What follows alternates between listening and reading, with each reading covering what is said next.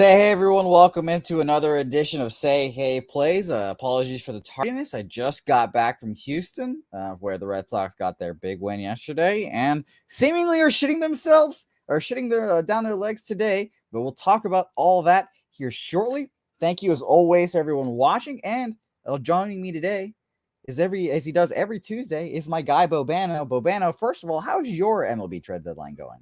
Well, it's going good. I mean, we're just watching the trades come in, and we're just really trying to figure out who's going where and how much are these trades for some teams going to make them better, and in some cases make other teams worse.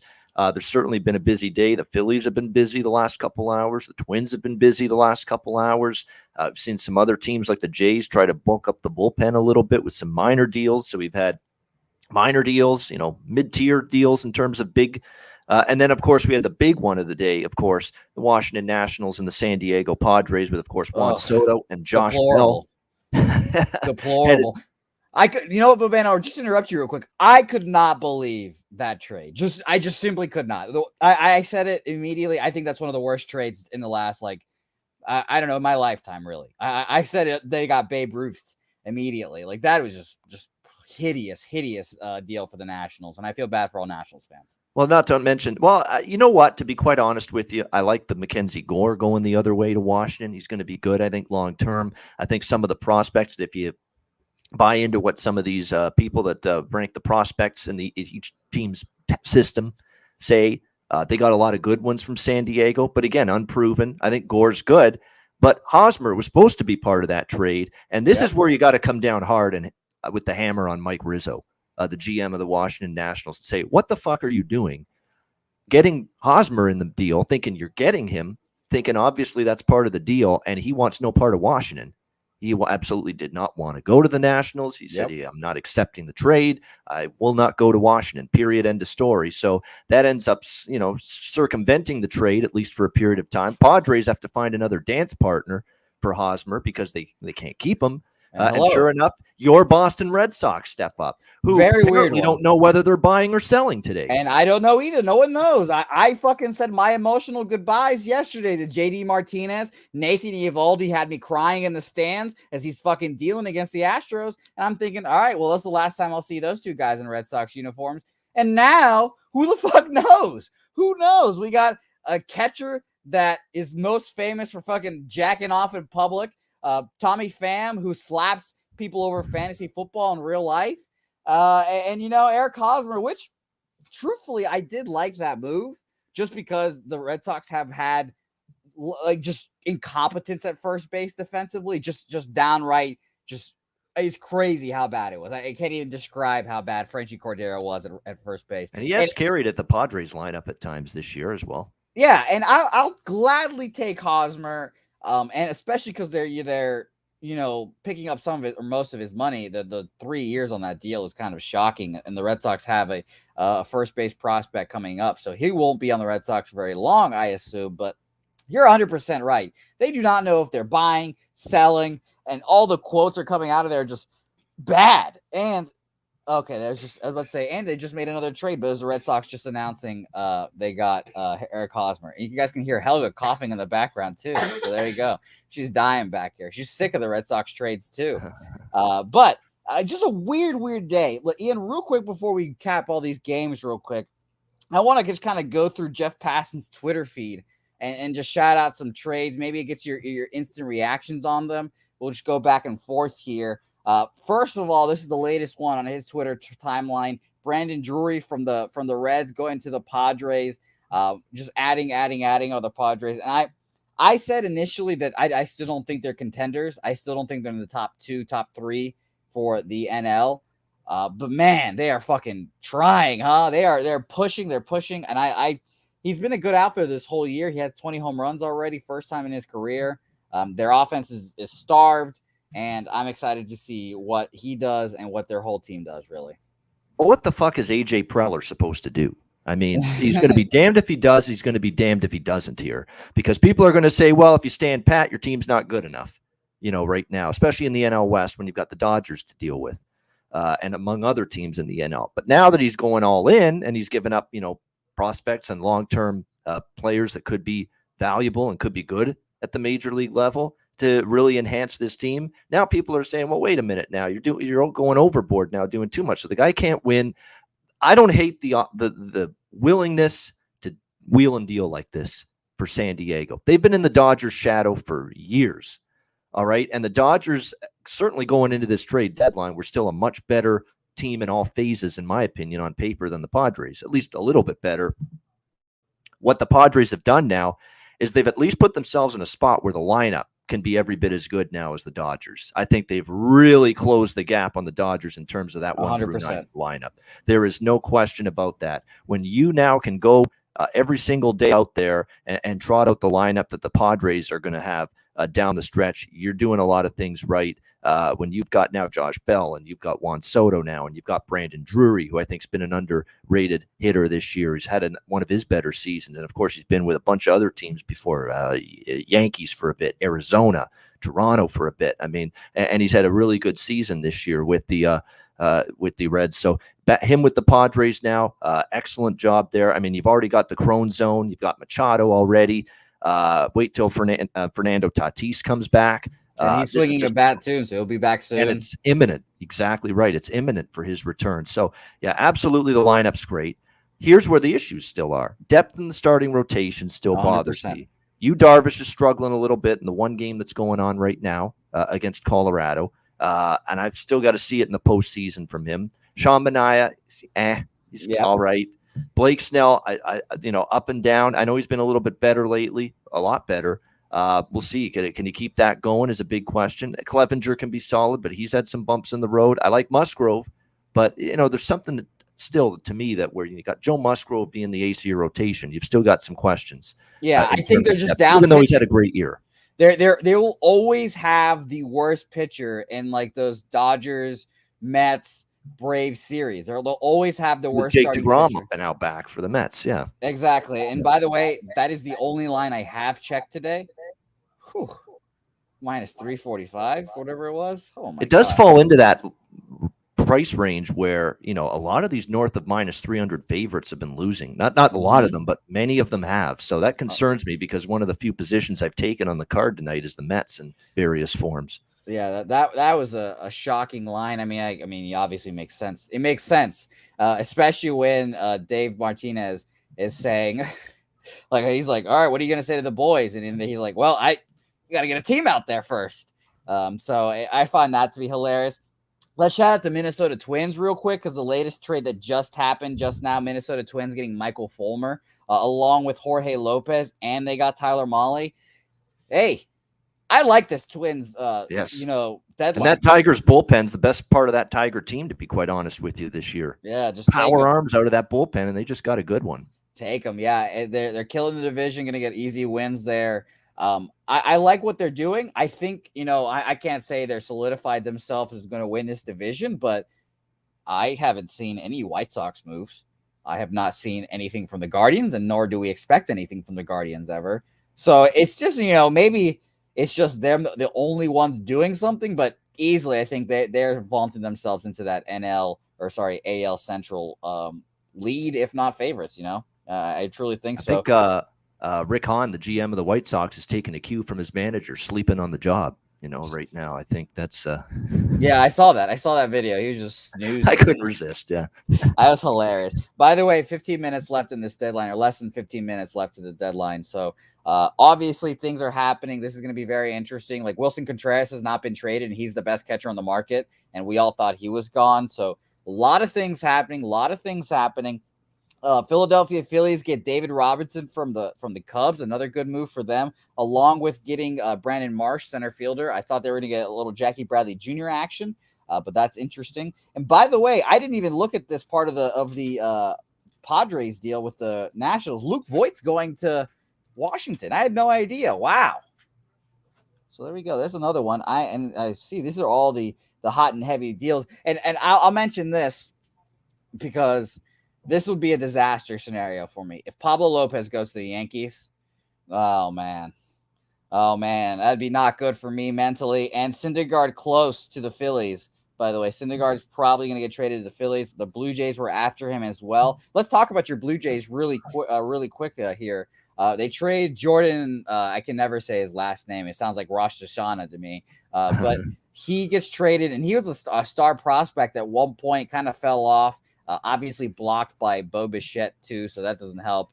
But they trade him for 2 relievers. I thought they could get Pablo Lopez. I thought, if they got Pablo Lopez, whoo boy, they solidify that 3 with Pablo, that'd be awesome. But what is it? What is it, Bobano? It's really disappointing to see. Yeah. By the way, I like Darren Ruff, that acquisition too by the Mets. That's nice with a nice bat. Another extra bat. He's had a solid year for the Giants, so I like that. Yeah, Mariners got Kurt Casale. Yeah, he's actually defensively pretty good. Absolutely. So yeah, those are the deals where I'm like, sure, why not, Mariners? That's Jerry Dipoto just being Jerry Dipoto right there. Yeah, it is. But no, there's no question about that. As far as the Blue Jays go, look, they got a couple of relievers. I know they're hoping Zach put some pop into that bullpen. Zach Pop for the Marlins. Canadian too, right? Yeah, exactly. Zach Pop, and they got another reliever from the Marlins. I was hoping they'd go after one of these Tigers relievers. Maybe Gregory Soto's still in the mix, or someone that they could get from the Tigers, because I know those Tigers relievers did a number on the Jays, and Dan Shulman was saying it during the broadcast, saying, hey, some of these relievers for the Tigers that are shutting you down, we may want to give them a call and see if they're available on Tuesday before the trade deadline. But the bullpen, I think, is their big target. I know people were holding out hope they'd maybe go after Luis Castillo. They didn't. See it. He goes to Seattle. They're hoping maybe Frankie Montas. He goes to the Yankees. Hoping maybe Noah Syndergaard, but it's looking like he's going to go to the Phillies. I mean, Ken Rosenthal just now tweeting that they're close with Noah Syndergaard, the Philadelphia Phillies. So that means the Jays either didn't push hard enough for those 3 starters, or maybe just said, you know what, we're capable right now with Manoah, with what he's been doing. We're fine with Gossman. We're fine with, hopefully, Kikuchi, with those big mechanical adjustments he made before his last start, that being a sign of a better second half for him, because he was great. He was absolutely terrific in that last start, but I need to see it again. He made big-time mechanical adjustments, but is that going to be able to keep going, or is it just going to be the one good start and back to the same old Kikuchi? That's a huge question. It sounds like the Jays are betting on their own in-house starting rotation. That's what it looks like to me. And they're going to look maybe at some bullpen help. Maybe another trade's going to be announced in the next 10 minutes or so in terms of maybe more bullpen help for the Jays. But as far as starting rotation is concerned, if Syndergaard slips by the wayside here as well, I think the Jays are just saying, you know what? We'll live or die by the rotation we have right now. Oh, man, that's interesting. That's really, really interesting to say, because Jose Barrios has not been that guy this whole year. And again, that's just another, like, you go into any game 3, you might just be down. And that's interesting. And they're my second team in the American League. And man, they just need something here in the next 10 minutes. We'll see if they do. I'll say this, though. Their pipeline and prospect chain is still, and cupboard is still very well stocked. And they don't want to mortgage the future yet for right now, especially in a season where the New York Yankees are blowing away the competition in the AL East, in a year where the Houston Astros have bulked up a shit ton, the last few days. Well, let me interrupt you real quick, Bobano, because a trade just happened with your Toronto Blue Jays. Toronto Blue Jays have acquired Mitch White from the Dodgers. Dodgers are having a really, really weird trade deadline. They get I guess the Blue Jays get a young controlled starter. I think he's a prospect held up this year, right? I think he's under team control for beyond this year. So that's exactly huge. So a lot of control there. And then they get Joey Gallo to the Dodgers. Shout out to Matt Stoney for this. A weird one, a really weird one. I feel like it was one of those scenarios, Bobana, where it's like Joey Gallo is getting paid so much and he's so bad that no one wants him. And the Dodgers are like, you know what?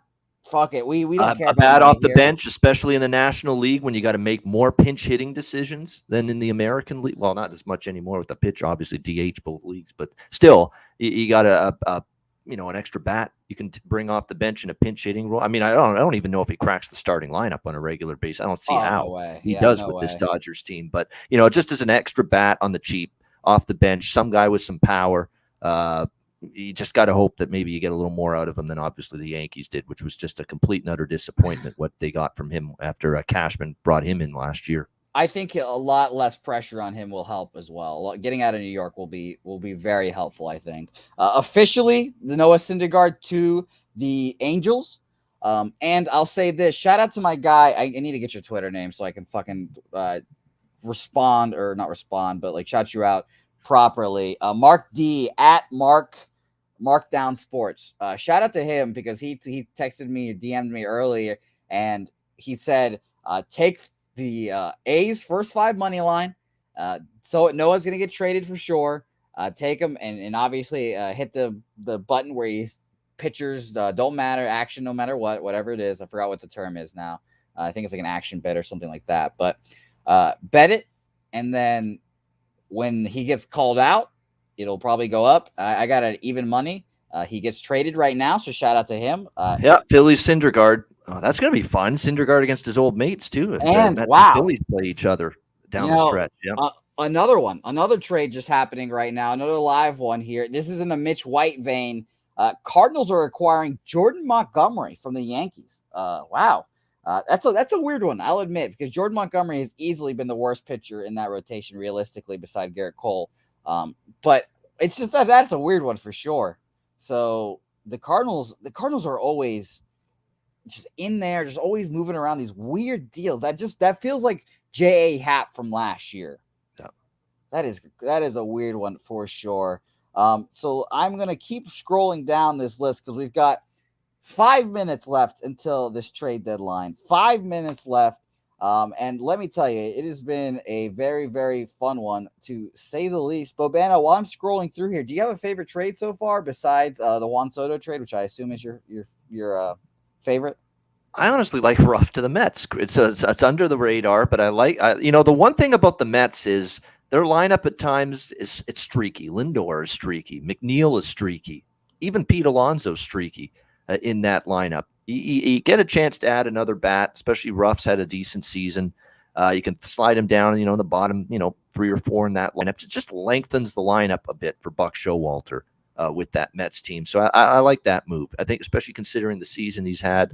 Obviously the easy one to pick is the Padres, with Soto and Bell. But you're right, that's easy. That's just a very that's low hanging fruit, so to speak, saying that was the best trade of the day. In my opinion. But, when you look at this as a situation for the Jays here with the Mitch White thing, I think they just pivoted to Mitch White probably in the last 30 minutes. They realized, hey, you know what? They're asking too much for Syndergaard. Yeah. They're just because, look, the Jays, like I said, they have a shit ton of prospects still in their system. They're not blowing it on going all in this season.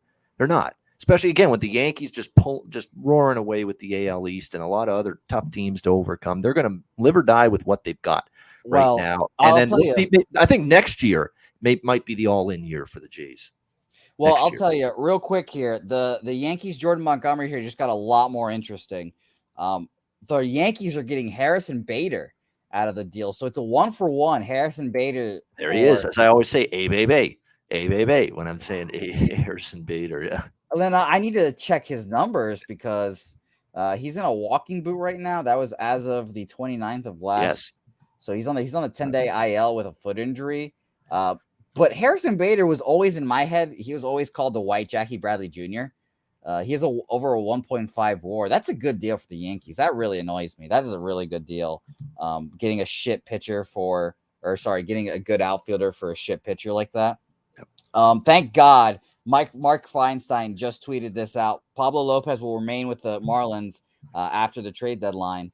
And thank God for that. Mickey Moniak, by the way, is the guy going to the Angels for Noah Syndergaard. And Johnny Guns, I am not on Adderall. This is just pure, unadulterated trade deadline.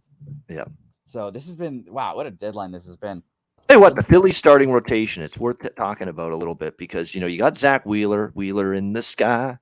He's had a great year. You got Nola, N-O-L-A, Nola. You've got them. Now you got Syndergaard. I guess Syndergaard's not what he was, obviously in his prime with the Mets. He's had lots of injuries, lots of setbacks. Can't throw as hard right now. Probably can't pitch as long in games as he used to, but he can still be a serviceable enough the starting pitcher that can, keep your team in a ball game. That's what he is now at this stage of his career. And you slot, and he's in a good spot in the rotation. He's probably going to slide into the 3 or the 4 spot. Probably either him or I guess Ranger Suarez would be the 3rd or the 4th guy. You got Kyle in Gibson that rotation. too, so and Gibson's on the IL right now, or bereavement list, I should say, is actually what he is at the moment, I believe. And now you can get Bailey Falter the hell out of there finally. Yeah, thank God. Bobano, I think Noah is going to be an interesting piece if they go 1, 2, 3. Nola, Wheeler, and then Gibson. I think Noah could be a very interesting arm out of the bullpen too if they decide to go that route as well. Like you said, he's not the same guy. Probably has never done in his career, but he could be a souped up version of like a Andrew Miller type guy too. Yeah. By the way, Mets acquire Michael Givens. It seems like I just saw this tweet from Cespedes Family Barbecue, but it seems like the Cubs have remembered to trade all of their relievers and none of their position players. Ian Happ's still there. Contreras still there. There's a minute left until officially trading is closed, and we're going to get probably a little flood of tweets. Maybe we'll get some tweets going through here. But, man, this has just been a weird trade. Michael Givens to the Mets. Nice bullpen depth piece added for the Metropolitans. And by the way, if you care, Trent Grisham hit a game-tying home run here recently as well.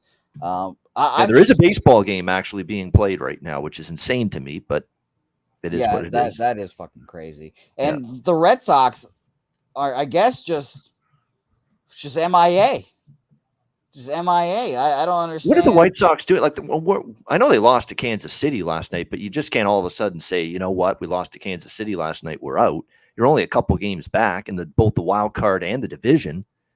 Cleveland and Minnesota have allowed you the last, few weeks to come, get back into this mix, because they've been a little bit more up and down. I can't for the life of me think that Hahn here for the White Sox is going to do jack shit and absolutely nothing before this deadline, which is just hit as we speak, 6 p.m. So unless we hear if it's one of these trades that trickles in after the deadline, and there's always usually a couple of those, I'd be shocked if none of them are involving the White Sox. It would be stunning because this is a team that had great aspirations coming into the year. They've been marred by injuries, which have played a big part in it. I know certain starters haven't panned out like they thought. Giolito's had a horrible year for a guy that was 2 years removed from being one of the best pitchers in the American League. Lance Lynn has had a hard time getting reacclimated from the IL. Cease has had a good year. Kopech's been up and down. You got Cueto has actually been pretty decent for them. This doesn't feel like hey, we're giving up on this season type of situation for the White Sox, especially in the fucking division they play in. I'd be absolutely mystified, floored beyond belief if we, get a half an hour away from now and all the final trades roll in and nothing from the White Sox. I would be stunned by that. And if that's indeed the case, shame on them. I don't know what they're thinking. Okay, so here are some things rolling in. Whit Merrifield has been traded. Don't know where yet. That is like 4 years too late, unfortunately, for the Royals. Yes, the trade deadline is officially over now, so we're going to see what happens in the next 15 minutes or so. One of the things that's really confusing to me, and this might be answered in the next 15 minutes here, is the Yankees have traded now Jordan Montgomery, obviously. Luis Severino's on the 60-day IL because he always gets hurt all the time, always. Who the fuck is pitching for them? Who's in their starting rotation right now?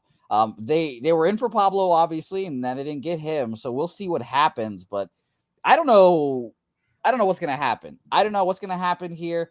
Shout out to you mentioned one of your favorite deals of the deadline being Kurt Casale. I believe was it Kurt Casale? I don't remember. Was it Ruff? I don't remember who your favorite. It was Ruff. Yeah, okay. It was Ruff. Yep. So Robbie Grossman to Atlanta. And by the way, I forgot Christian City. Good shout out. I forgot they got Frankie Montas. So I guess, but I still. Can we see Montas pitch outside of Oakland before we get too excited about that? Now here's an interesting one, Ian. Whit Merrifield to the Blue Jays, unvaccinated Whit Merrifield, who I'm pretty sure is the guy that said that was JT Realmuto. Is that true? That's where he's going. Yes, Whit Merrifield has been traded to the Blue Jays, and like I said, he's not vaccinated, so that is going to be interesting to see how that works out. And Jeff Passan is saying that one has to believe he's getting vaccinated, so that's a weird one for sure. Well, he has to, or else he can't fucking play in Toronto. And it's not absolutely a joke for Atkins, and they look like horses' asses, Atkins and Shapiro, if they trade for Merrifield and he refuses to get vaccinated. Obviously, he's got to have had to agree to that. Yeah, else they're just complete fucking imbeciles. One or the other, yeah. What? Oh my gosh. What that is, honestly, that might be not my favorite trade of the deadline. That is just fucking hilarious that happened to him. I was gonna say that one of my favorite deals is just not Whit Merrifield. Fucking can't even remember his fucking name now. I just had it in my head. The fucking guy on the Rays, the guy that's always peppy. He's gonna replace Trey Mancini as their pep guy. Oh my God, the outfielder. Help me out, Bobano. The outfielder for the Rays that just got DFA'd. Oh my God, this is I can't even remember his name. Brett Phillips. There we go. Brett Phillips is the guy I was thinking of. But my favorite deal was Brett Phillips going to the Orioles because they needed that emotional leader to get filled after they lose my other favorite deal, Trey Mancini to the Astros. And Brett Phillips is perfect. Brett Phillips is exactly perfect. The Red Sox, the Yankees, the Orioles, they were all in on him. And after watching 2 minutes of Brett Phillips, you could just see why. He's just so positive that he helps the dugout and the lineup just so much. So, oh man, I love that deal for sure. I cannot wait. See, this is just good stuff happening. Bobano, we have not even officially started the show. Let's get into this while we have a chance and a little moment to take a breath. Say Hey plays 115.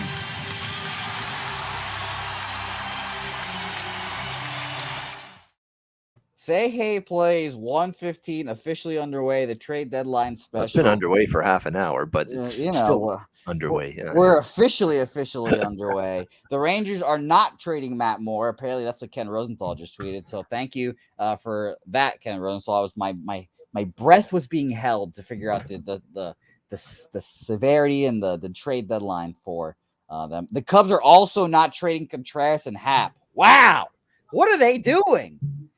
What are they doing? Oh my gosh. This is a nuts.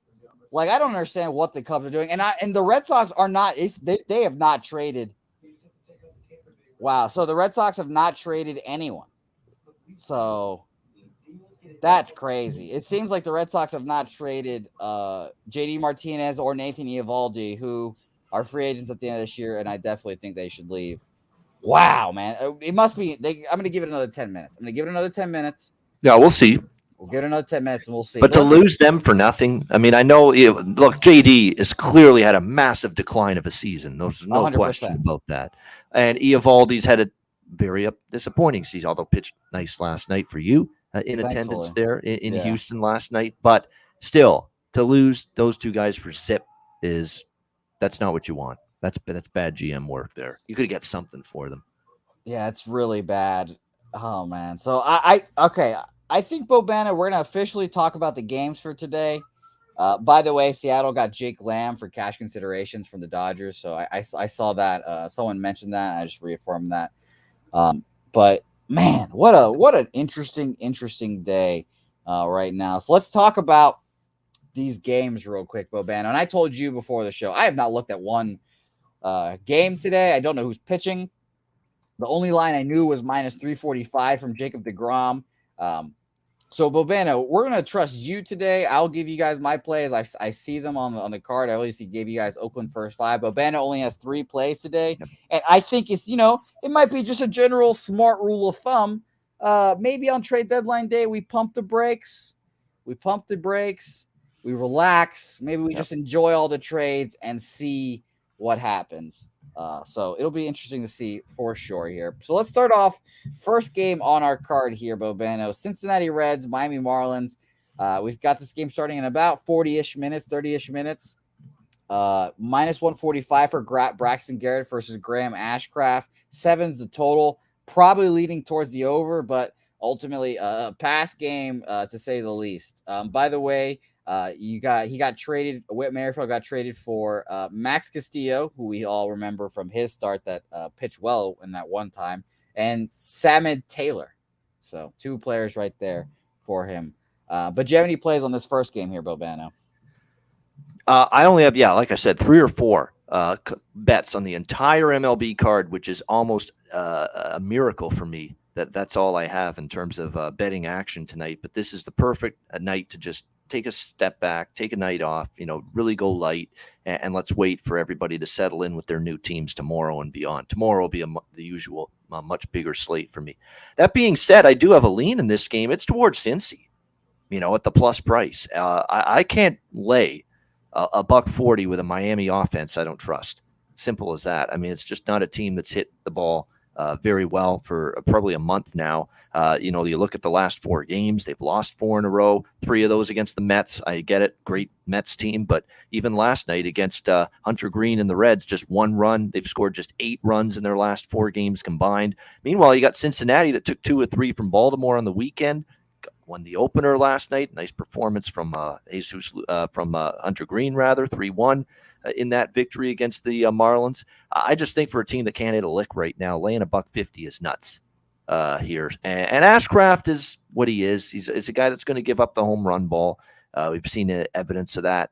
But he's also at times been able to keep his team in the game. We'll see if he can keep that going here. I don't really love Garrett by any stretch of the imagination. And keep in mind, he just faced the Reds last week and gave up 5 runs on 7 hits, and the Reds won that game 5-3 over the Marlins. So they hit Garrett pretty well. So to me, this is definitely Cincinnati or pass. Can't lay anything with Miami.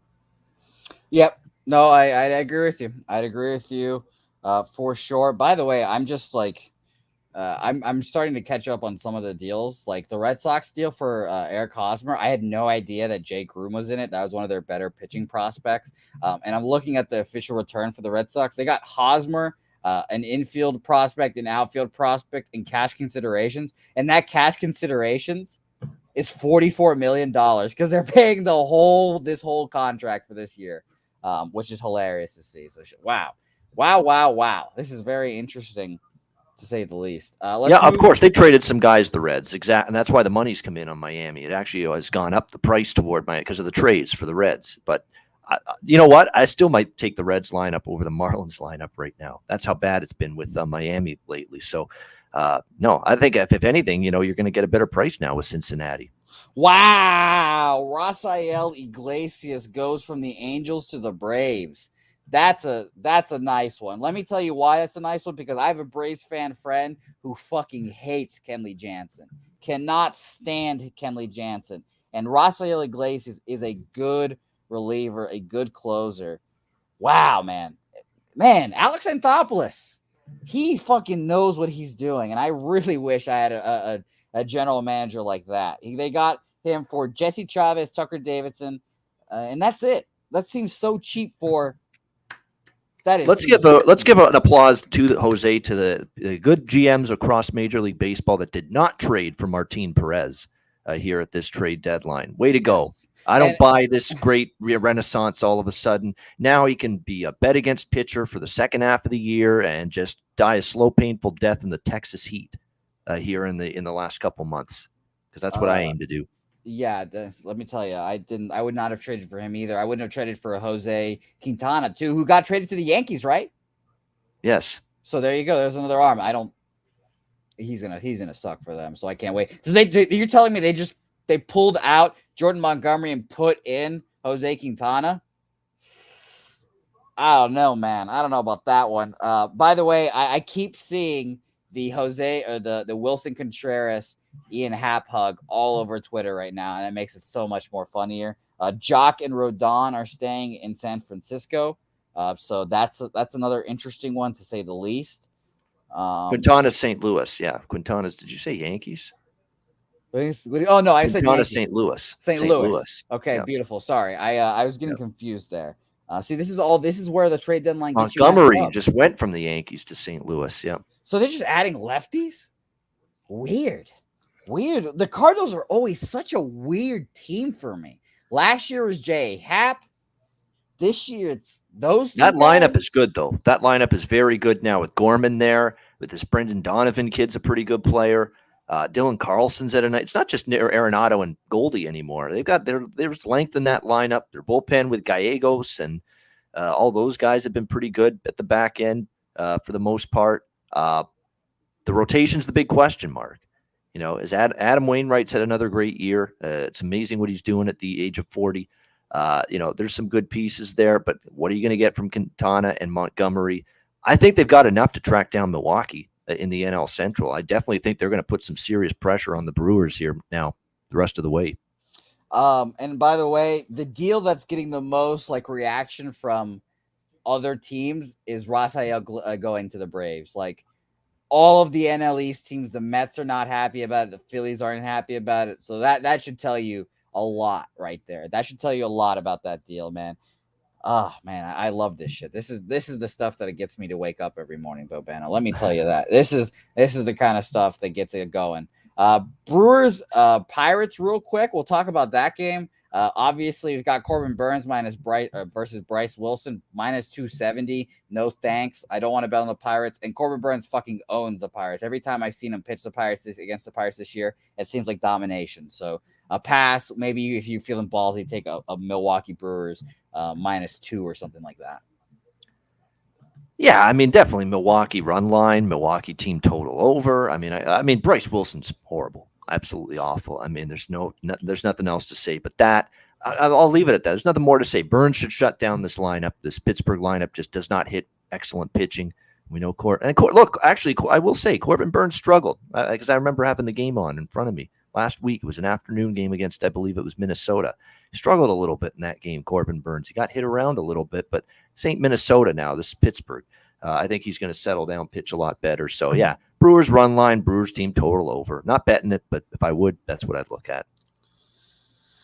Man, no deals. 15 minutes officially after the deadline. 15 minutes, no deals yet. And again, the very, very funny Wilson Contreras Ian Happ thing is now making its way around town. Austin Romine goes to the Reds.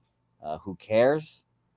And really, that's it seems like that's it so far. That's trying to keep everyone up to date. Wow, what a deadline! What a deadline this has been. Mets Nationals. Let's talk about that game, Bobano, because I know you're particularly interested about this one. I'll let you take it out here. What do you think about this Mets squad? And of course, Jacob deGrom making this long-awaited return. So I laid -2 on the run line with the Mets, -2, -120, like hours ago. It's like -160 now, and it's probably with the -2, and it's up to -2.5 now at any sort of decent price with the Mets on the run line. But I definitely think they're going to smash against Washington. They did last night. Washington's lineup is completely and utterly depleted now after the trades. So you talk about a great situation for Jake deGrom to ease in back to the rotation and make his first start of the season. It doesn't get any easier than a just completely shorthanded, just completely dilapidated Washington Nationals lineup following the trades that just took place. So I think Mets roll. Mets win big. The one concern, though, is now that this price has gone up from it was below -300 when it opened, and now it's minus about 350 to 370 on the Mets. It's now in that range where these bigger than -300 favorites have spit the bit a time or two. And just in the back of my mind, that I've got that thought that does that happen again here? But they've got a pathetic lineup going tonight. It's the perfect spot for deGrom to get his feet wet again and ease into it. So when you look at it, Mets -2. Again, I got -120 with that. Mets -2. I had the Mets run line, team total over, first 5 last night against Corbin. I thought they would pulverize him, and they did for the most part. So it's back to the Mets again, and they are rolling right now. So Mets -2. Although, again, you got to pay a price for that. I would say if you want to bet it now and you haven't yet, take the -2.5.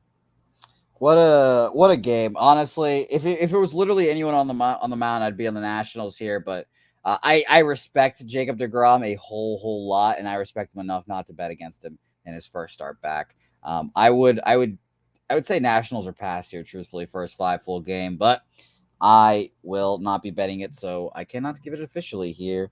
JD Martinez, by the way, and Nathan Eovaldi staying with the Red Sox officially, so that will be very, very interesting. And man, I'm telling you, Mets fans are falling apart right now.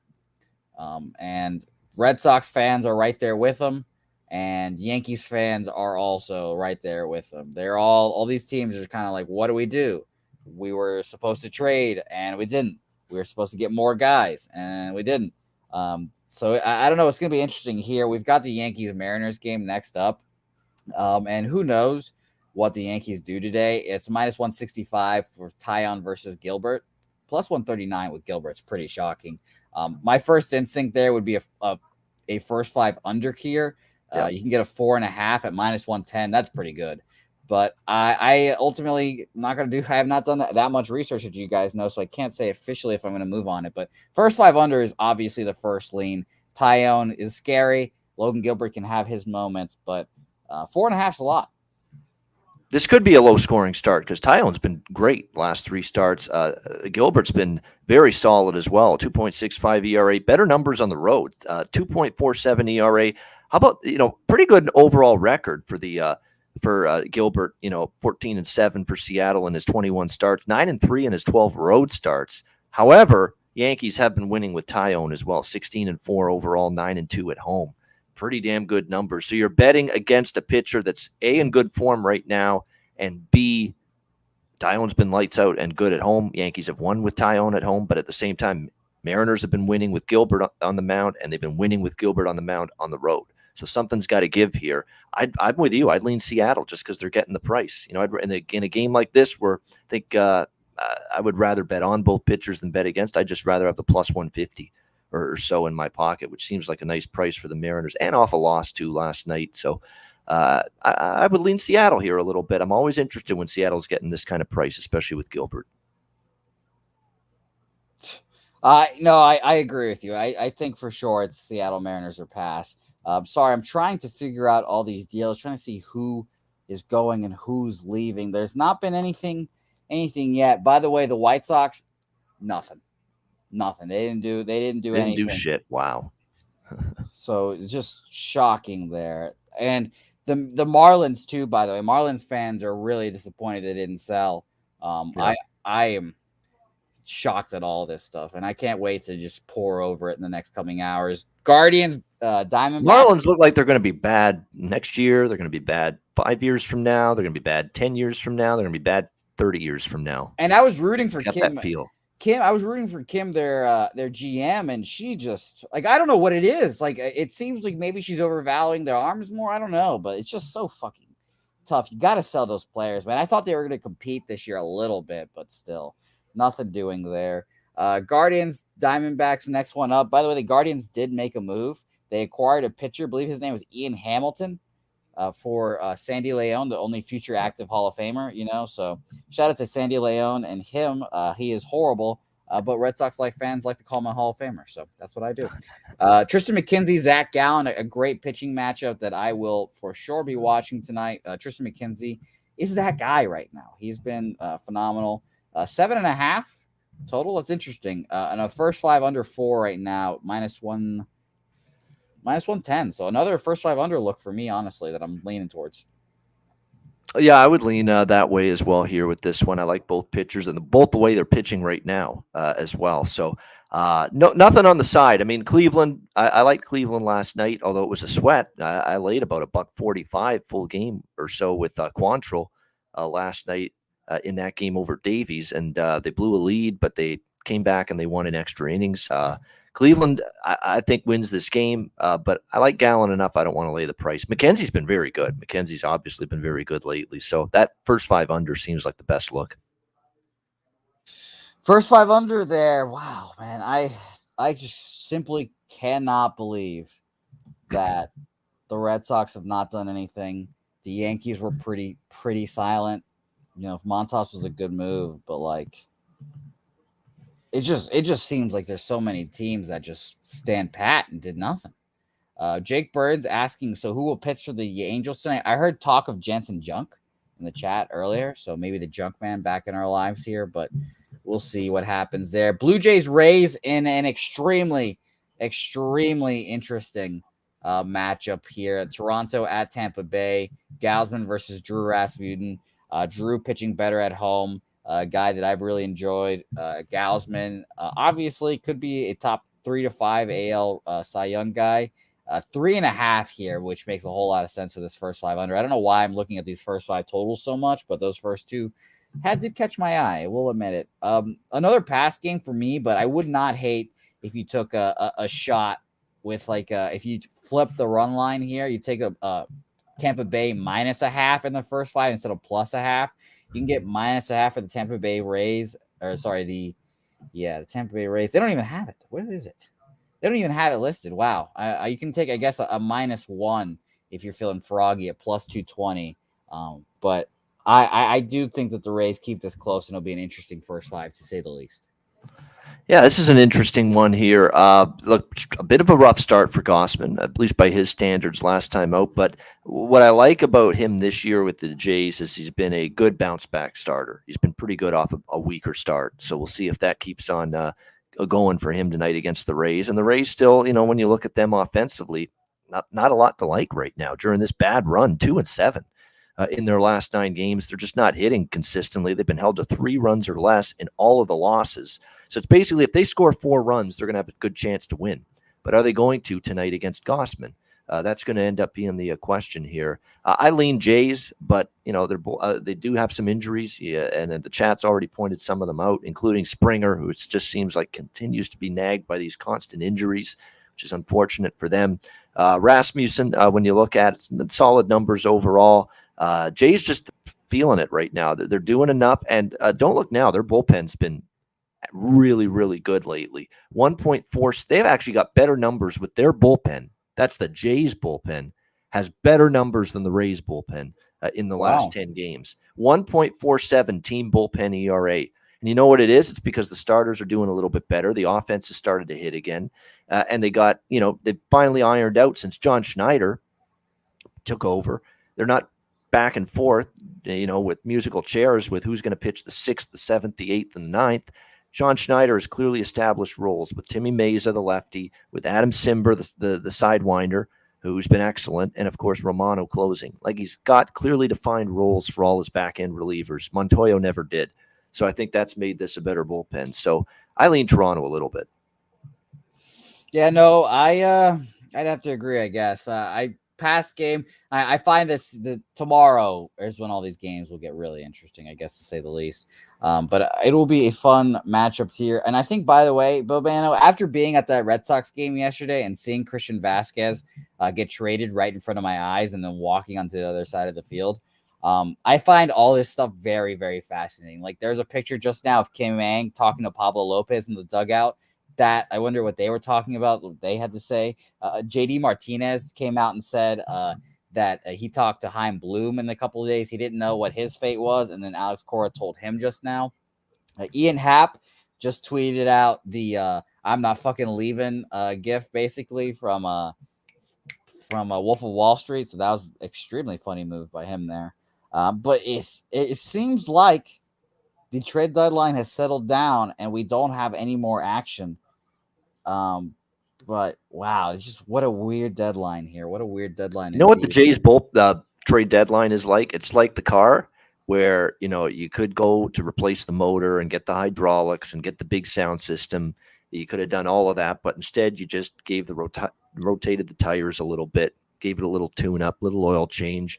And that's about it. And you went on your way. That's what the Jays did. The Jays did the oil change, the rotating of the tires, and the tune-up. They didn't do the hydraulics. They didn't do the sound system. They didn't get the big, more expensive motor in the car. That was their trade deadline. They just went for more conservative, more safe, just touch up the team here and there a little bit. Yeah, I can't. No, I agree with you. It is exactly like that. They didn't go all out, and I was hoping they would push because I've been saying it. I really think that this is the second best team in the AL, but it'll be very, very interesting indeed. By the way, Bobano, this is a little inside news for us. I have a friend, as many people knows, that's in the Astros minor league system, and for about 20 minutes, I thought there was a real chance that he gets traded onto the Red Sox. And I would have lost my shit. That would have been probably the greatest thing to ever happen to me.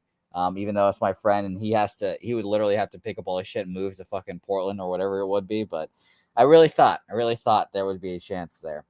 Bobano, let's talk Phillies Braves, because this series will be interesting tomorrow. Like I said, The Braves, I really think the Braves have, I don't know if pushed themselves out further is the right term, but I think they're the favorites in the NL again. And it's been since the Yankees in 2000, 2001. It was that? Is it 99, 2000? I'm not Yep. sure when their back to back was, but it's going to be, I think it's got those vibes. I really do. And Spencer Strider minus 250 today against Nick Nelson. I mean, you can't bet that, obviously. Minus 1.5 at minus 125. So, sure, maybe. But pass here, but Braves futures, man. Braves futures. It's probably not a good price now, but Braves futures, they're going to win this shit. It's Alex Anthopoulos, the Magic Man. I mean, speaking of the Jays, just ask Jays fans years ago how good he was getting the team better at the trade deadline, and including last year with Jorge Soler, which was just amazing because nobody talked about Jorge Soler last year at the deadline, and sure enough, he ends up being World Series MVP. I mean, just amazing stuff. Tells you the wizardry of Double-A. Down in the ATL as the general manager. There's no doubt. Atlanta's definitely going for a repeat, as they should. It's been a long time since we've seen repeat champion here. We'll see if Atlanta can do that here, but they're playing good. They're pitching well. That's the thing that I like the most. I mean, look at their last 3 games. They've gotten outstanding starts from Kyle Wright, from Max Fried, and even Ian Anderson, who I'm not as high on, had a terrific start last time out for the Braves. I like Strider a lot. Don't get me wrong. It just feels like there's a big price and big number. And get used to this. You're now going to see Atlanta priced like one of the best teams in the National League, if not the major leagues. We'll see how Nelson pitches here for the Phillies tonight. I'm passing the game, but I'll tell you what, Nick Nelson hasn't been great on the road with his numbers, 5.12, although a lot of them out of the bullpen. He's only made 1 previous start, and it went just 2 innings. He gave up a run on 3 hits. So you're going to see a lot of relief arms from the Phillies tonight, probably. So we'll see how it goes. But right now, pass for me on this game. I mean, Atlanta probably wins. I favor Strider over Nelson, but not at that price. Nope. I 100% agree. Maybe that's a little bit too expensive for these teams. I'd probably go to the over at 8.5 too, but no strong lean there. Detroit, Minnesota, next game here. Matt Manning versus Chris Archer. Total pass spot. I hope Minnesota wins. Because I really do like the Twins. I don't know what it is about the Twins, Bobano, but I like them. I like their lineup. Their pitching is obviously not the best. They're never going to have the best starter in a series. But I think they can do some damage. And maybe it's a soft spot for Rocco Baldelli too. But I will probably pass on this one. Shout out to the Big Ragu, who's sitting in a tarmac in Austin. Hot as a motherfucker. Yeah, it is. 102 here. 103 casual, but no, it's hot as shit here, Ragu. So I hope you get to Vegas safely as well. But yeah, man, I just cannot get behind that, man. Bobano minus 180. Absolutely. So no thanks. I second that, Big Ragu. Have a safe trip. Have fun out there. It's never a bad time being in Las Vegas. No question about that. Now, look, this is a Matt Manning for Detroit off the obviously 60-day IL with the shoulder issue. So let's see how he fares here. They've been trying to build up his arm strength. He had shoulder inflammation, biceps tendonitis. His last start at Toledo in AAA, 5.2 innings, scoreless. At least scoreless was pretty good. But again, you're always a little trepidation with these guys off the IL. I don't trust Archer. Archer was blown up in the last start for the Twins. And he wasn't much better against the White Sox before that. 4 runs, 5 hits, 4.2 innings, and then 6 runs, 3 innings against the Brewers. Got crushed in his last start. I'm leaning over in this game, actually, at 9. I think we'll see runs. I mean, I don't necessarily love Manning off the IL. I'd lean to Detroit, to be quite honest with you. If I were to take a side, I'd take that shot with the plus number. Tigers were in every game against the Jays last weekend. They won the first game of this series, or actually last night. No, they didn't, but they were in at 5-3. But they've been in pretty much every game they've played recently, the Tigers, even though they've lost 3 in a row. I thought they were competitive against the Jays. Scoopel gave them a decent outing last night, kept them in it. I just don't know if I trust Archer in this price range with the way his last 2 starts have been. But you could say, hey, Manning against a good lineup like the Minnesota Twins lineup off the IL is not something to trust either. But I'd still look at Detroit. Take a shot at the plus price. And I'd certainly look over the total as well. Actually, I do have the over is one of my bets tonight in this game. Detroit, Minnesota over. Beautiful. I love that. By the way, a quick thing here. We've had some late movements, some trades that don't even really need to be mentioned, but the Blue Jays giving people to the Pirates for cash considerations. How nice of them. Appreciate them as always. Yankees are activating that catcher, Ben Rothwell or whatever. He's going from the 60-day IL. And another note will be interesting to note here. Jordan Montgomery's next start for the Cardinals, or his first start, I guess I should say, is against the New York Yankees. So that's very, very funny. Minus 165, by the way, are those St. Louis Cardinals today against their rivals, the Cubs. Wainwright versus Keegan Thompson. I'm, again, another complete pass here because the Cardinals at home with Wainwright at home, just not something I want to fuck with, especially because this is a rivalry matchup, and I think that those guys always get up for matchups like that. So Cardinals, but not petting it. Oh, definitely Cardinals are pass. I want no part of the Cubs, but it's $1.60.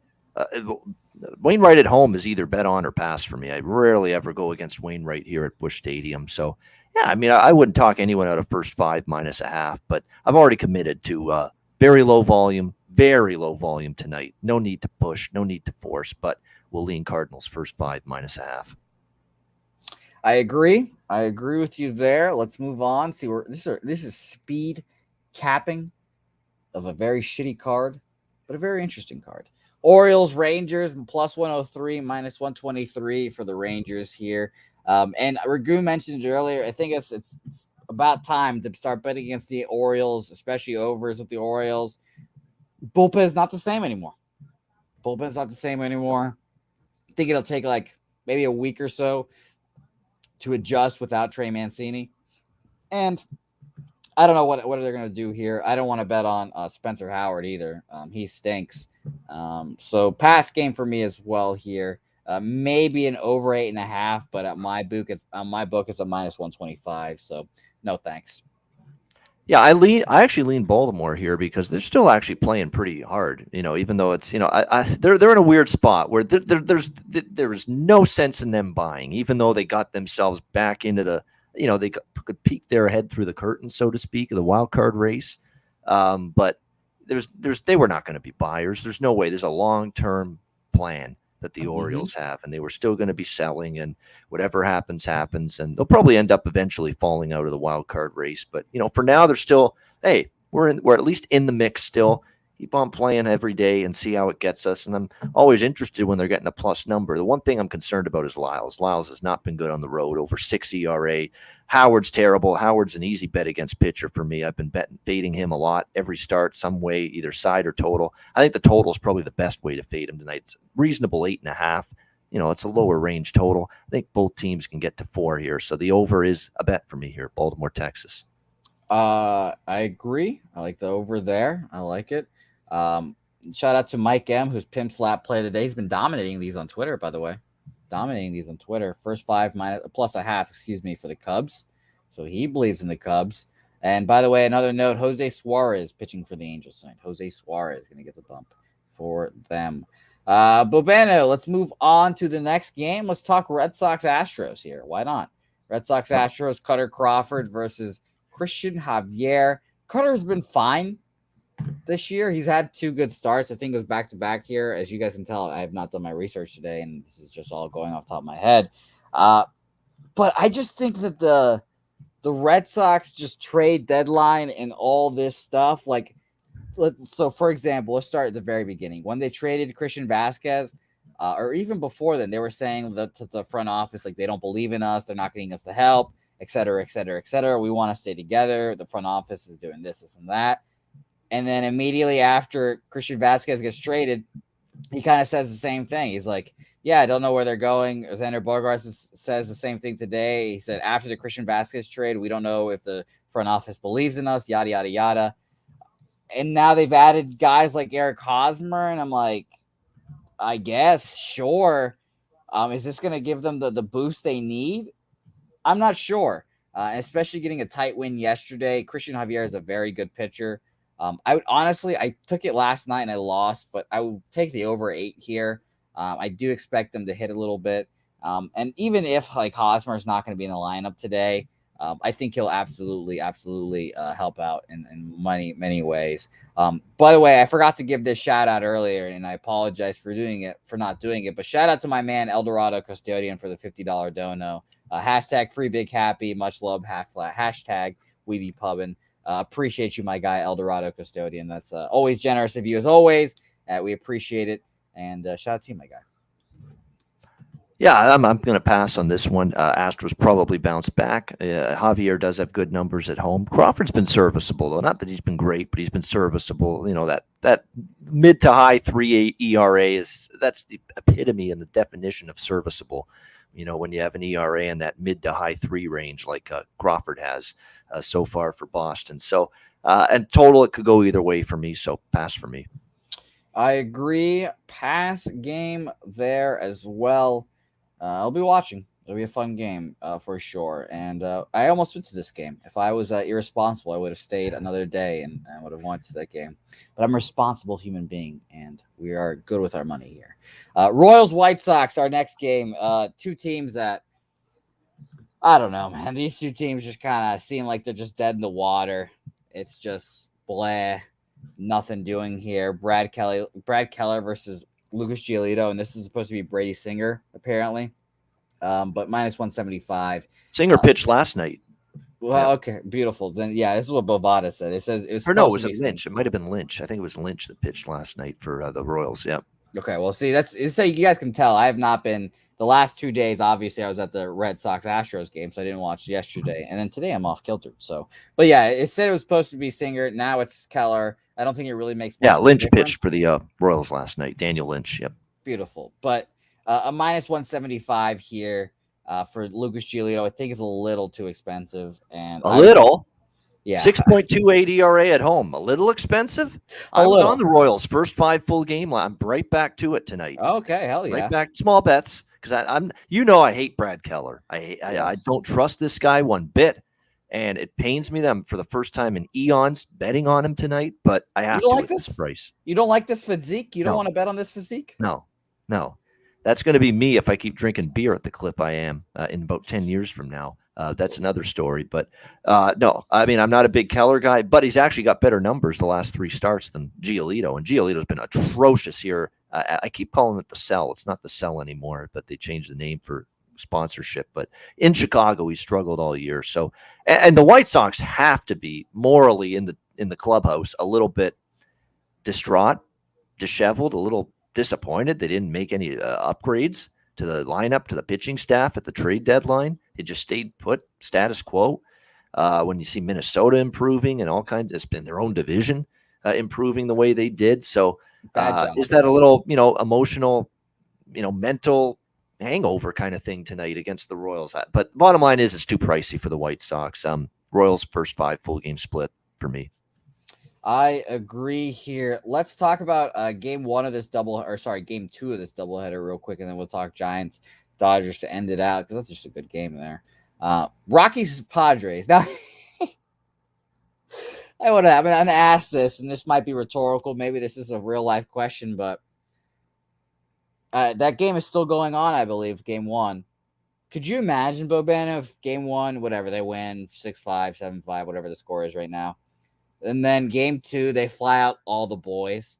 They get Soto. They get Bell for game 2. I don't think, logistically it doesn't work flights-wise, obviously, but how fucking funny would it be? Just they throw a whole different team in game 2 against these Rockies. It would be fun. Pass game for me. But doubleheaders are always screwy. And you've got Jose Urena versus Reese. I don't even know how to say his last name. Kisner? I don't know. Pass game there. Nothing to do with this. That would be Reese Neer on the mound here for the San Diego Padres. So the silent K is just brutal for me, Ian. Let me tell you that. The silent K is brutal. Yeah. Pass game here. Yeah. Reese near or far, I'm not betting him either way. Roberto, what about you? Yeah, this game I probably won't be betting either. I mean, I'd maybe look at a Padre team total, but again, they've had a lot of I don't like betting teams on trade deadline day that have had a lot of activity, a lot of transactions, a lot of trades, a lot of flurry of activity, and that's San Diego. So, pass for me. There we go. Pass game here. By the way, Ron Crawford changed his spreadsheet play from White Sox or whatever it was before to White Sox -1. Trade deadline, obviously messing that shit up. I don't, that is. Last game on our card here. And by the way, a little Ice Guys Mafia in the chat right now. Very Shout out to good. the Ice Guys. No, we got 2 games. We got Dodgers, Giants, and A's. Angels. I forgot. Oh, I forgot about the Angels game because that's not on my board right now. So that makes sense. Let's talk about the Angels A's real quick. Then that's my only play of the day. I've got A's first 5. I bet it before the Syndergaard news. Will probably be my only play today. I bet it knowing that he was going to get traded, and now we've got Jose Suarez at the bump. So I believe in the Angels the A's a little bit, and I'm just keep messing up their team names because they both start with A. So as my man Control Your Vessel here says, with his A's logo, I almost said it again. Puff puff pass. I was tempted by Oakland first 5 full game split tonight. I was. Irvin's been great, although the majority of these Irvin starts have been where he's pitched good all year. And that's at the Coliseum in Oakland, where he's been absolutely outstanding. However, and at the road he's not been good. But the last road start was against Houston, and he pitched mighty good in that game against the Astros. So he definitely has it going right now. Can he transfer it on the road? And he might be able to. I mean, I know overall his numbers away from the Coliseum aren't good. 4.79 ERA. He's been a huge home road split guy all year. But this Angels team, has made some deals. Now they know it's basically going to be another lost season. Obviously, they're battling some injuries as well. I still think it's worth it would be taking a shot with Oakland or nothing for me. And it actually might be worth it to take a shot. Even with Irvin struggles on the road, this isn't a tough ballpark, and this isn't a tough lineup to maneuver through right now. So Oakland or pass for me. I agree.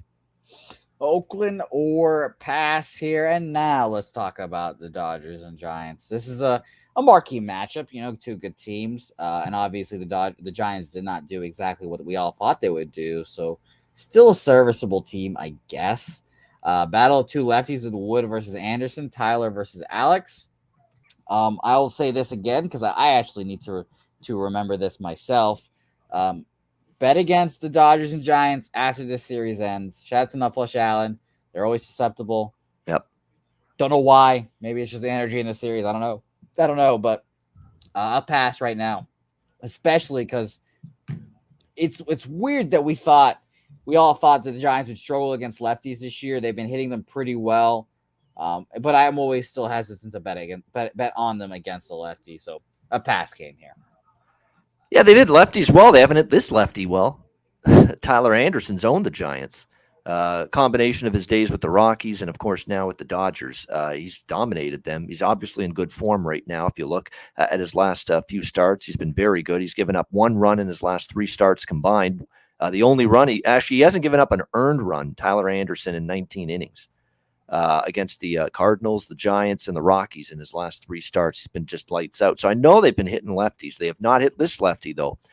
Earlier this year, Anderson 1 run allowed in 6 innings against the Giants, and he's given up 2, 3, 0 in his other starts recently against the Giants. So Tyler Anderson's pitched very well against them. Alex Wood, for the Giants, he's pitched pretty good too the last 5 starts, and he's given the Giants a chance. At the end of the day, you just look at this price, though. It's only $1.35, $1.40 with the Dodgers. You're not going to get that, every day. So I think there is some value on the Dodgers. Again, I haven't bet it, but certainly it would be only LA Dodgers here, -140 for me. Man, that's.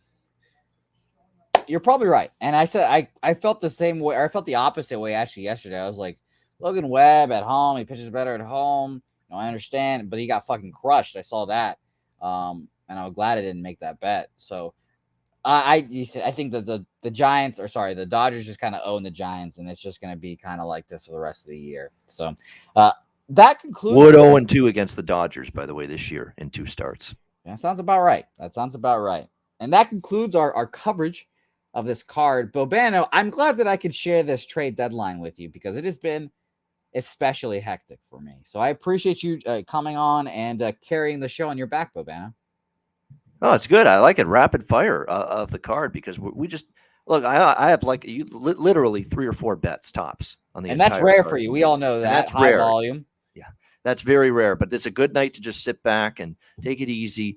Let's see how things unfold, and we'll get back to a full card tomorrow when all the players, have moved to their new destination, settled in, likely will be in the lineup or pitching in some cases for their new team. So we'll go back to full bore, bigger volume tomorrow in MLB. Man, I think I'm trying to think about like my favorite days on the baseball calendar. And I think the day after the trade deadline is probably one of my favorites. Like I love seeing all the guys in the new uniforms. I love the speculation. I love telling GMs they fucking suck. I love all that. I love it. I love it. I love it. And by the way, just a little odds update. This is according to @covers, which I find to be a pretty good gambling Twitter thing that you guys can follow. I don't know exactly what they do, but whatever, they make us smarter. Covers has these World Series odds out. Now let me find the fucking tweet, because of course you lose it again. Bobano, maybe if you've got World Series odds real quick, you can mention them as well, because I simply cannot find this tweet now. This is how you guys know I'm all over the place. Just cannot find this tweet. But I want to talk World Series odds. Okay, World Series odds. Here we go. We got the Dodgers plus 350, Yankees plus 375, Astros plus 400, Mets plus 500. I'm the Mets of the big favorites. The Mets have the value, in my opinion. If you're going to go with the 5-1, did you say the Braves yet? No, not yet. Braves too. Braves plus 850. Oh, brother. Oh, you know what, Boban? I just looked on Bovada. Braves are plus 1,000 to win There you go. Shop around. Yeah, that's why you should have multiple books, because I'm just using one book right now. Yep. Yeah, man, that's a good price, and I'd like to see what they are to win the NL. But plus 1,000 for the Braves, that's good. The Padres, you should have bet the Padres yesterday. Because they've tumbled all the way to 11-1, and they were like 20-1 or more than that just a day or two ago. On Bovada, they're plus 950 ahead of the Braves, which is fucking crazy. That's crazy. I do not think the Braves are. I think that the Padres are not better than the Braves. I think the Braves would. Atlanta's still got a better pen. Yep. I think I like the Atlanta depth in the rotation a little bit more. Yep. I like the Padres lineup more, but the Braves lineup's not chopped liver. I'll say this. I believe in experience, World Series playoff experience, all that stuff. I believe in that 100%. And I know Juan Soto has won a World Series once upon a time, but I don't know, man. I just really think that's a crazy. Safe travels, Big Ragu. I see you in the chat. Yes, Ragu, have a good time there. AL Central winner, by the way, for me, Minnesota Twins plus 140, the White Sox plus 135. That is also fucking crazy to me too. Yep. So that division, I keep saying right now, the White Sox are going to make a move, but I don't know. It hasn't happened yet, as far as I'm concerned. If you like the Braves to win the NL East, I'm sure you got to like that, don't you? At plus 230. I got some Mets plus 250 too. Yeah. Yep. I think the NL Braves to win the NL Braves World Series right now. If I'm making futures picks and I'm not going to do them, I'll do them before the trade or before the playoffs start. That's when I'll have like a whole playoff futures show. Those would be my plays right now. I just think I think the best, if you're going to look to upset one of the current division leaders with the division futures, I think it's St. Louis. That's what I'd look at. I think they can overtake Milwaukee. Man, that's a good one too. They're plus 185 right now too on Bovada. Yeah, plus 185 for me. So yeah, wow. I cannot wait. This has been a great show, Bobano. Thank you so much. Thanks for being flexible as always, my guy. I appreciate it. And I appreciate you. Where can the people find you at? Twitter @Bobano. And again, we've got football's coming up. We're really getting ready for football season right now. Baseball every day. I'll be on with Jimmy the Bag Friday as usual for betting with the bag. I'm with you on Tuesdays. And stay tuned. I'm sure we're ironing out football plans too for the channel. So looking forward to that. I'm excited about that. I also have not heard about our football plans yet, but I am excited about it. We'll figure that out. Hopefully, I like what we did last year, but it's year to year. There's some tweaks. Sometimes there's some changes, but we'll see. Yeah, we will see. I do not get paid enough to make those decisions, as you guys know. So thanks everyone for watching. As always, this has been a dramatic, hectic trade deadline show. It's been great. as always, follow me on Twitter at Jose Bouquett. Follow Bobano on Twitter at Bobano. Hopefully Helga doesn't knock down my light at the end of the show here. We will catch you guys tomorrow, 5:30 Eastern, 4:30 Central. I have to reach out to my guest again to see if he's going to come on, because I don't know if he is, but shout out to him if he does. We'll catch you guys tomorrow. Like I said, follow us on Twitter. And until then, say hey.